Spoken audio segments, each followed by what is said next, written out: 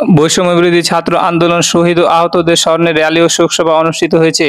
মোহাম্মদ আব্দুল আওয়াল, চাঁপাইনবাবগঞ্জ প্রতিনিধি। মঙ্গলবার 13 আগস্ট বিকাল 4টার সময় চাঁপাইনবাবগঞ্জ জেলার শিবগঞ্জ উপজেলা সোনা মসজিদে বৈষম্য বিরোধী ছাত্র আন্দোলনের শহীদ আহত শিক্ষার্থীদের স্মরণে র্যালি ও শোকসভা অনুষ্ঠিত হয়েছে। সোনা মসজিদে র্যালি বের হয়ে বিভিন্ন স্থানে প্রদক্ষিণ শেষে সোনা মসজিদ স্মৃতিসৌধ শেষ হয়ে আলোচনা সভা অনুষ্ঠিত হয়। এ সময় উপস্থিত ছিলেন শিবগঞ্জ উপজেলা সমন্বয়ক আল বাশির হোসেন, সোনা মসজিদ সমন্বয়ক নাহিদুল আলম শাকিল, শহীদ ইসলাম, সুমন ইসলাম, সদস্য বুলবুল ইসলাম, মেহেদি হাসান, মোহাম্মদ হাসিব, ওয়াহিদুল্লাহ, আহাদ সহ অন্যান্যরা। শোকসভায় শিক্ষার্থীরা বৈষম্য বিরোধী ছাত্র আন্দোলনে যারা শহীদ হয়েছে তাদের হত্যার বিচার অতি দ্রুত করে দোষীরা শাস্তির নিশ্চয়তা হবে বলে জানান শিক্ষার্থীরা।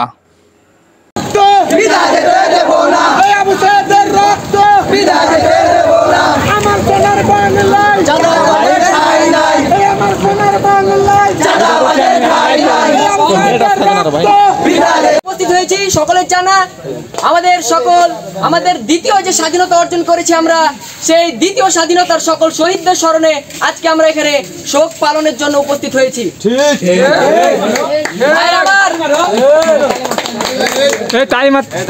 আপনাদের সম্মুখে এখন বৈষম্য বিরোধী ছাত্র আন্দোলনের সমন্বয়ক সদস্যের একজন মোহাম্মদ বুলবুল ভাই তার মূল্যবান বক্তব্য পেশ করবেন।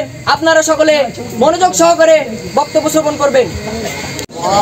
আজকে আমরা এখানে উপস্থিত হয়েছি, সবাই জানেন আমাদের বৈষম্য বিরোধী ছাত্র আন্দোলনের যে স্বাধীনতা অর্জন করলাম, দ্বিতীয় স্বাধীনতা, এই স্বাধীনতা অর্জনের জন্য যে সকল ভাই আমাদের শহীদ হয়েছে এবং যে সকল ভাই ও বোনেরা আহত অবস্থায় হাসপাতালে রয়েছে, তাদের স্মৃতিস্মরণে আমরা এখানে উপস্থিত হয়েছি। আরও একটা কারণ আছে, আমাদের এই স্বাধীনতা অর্জনের জন্য যারা শহীদ হয়েছে এবং যেগুলো গুলি করে হত্যা করেছে, এই হত্যার বিচারের জন্য আমরা এখানে প্রস্তুত হয়েছি, ঠিক না? আমরা চাই যে সরকার এখন আমরা রাখলাম, যে অবর্তকালীন সরকার আমরা রাখলাম, এই সরকার যেন দ্রুত গতিতে কাজ করে শেখ হাসিনাকে দেশে নিয়ে আইনের আওতায় এনে এর সঠিক বিচার করুক। আরো চাই আমরা যে সমৃদ্ধ বাংলাদেশ গড়ার জন্য যে আমরা ছাত্ররা মাঠে নেমেছি, আমরা এখনো কিন্তু রাজপথ ছাড়ি নাই।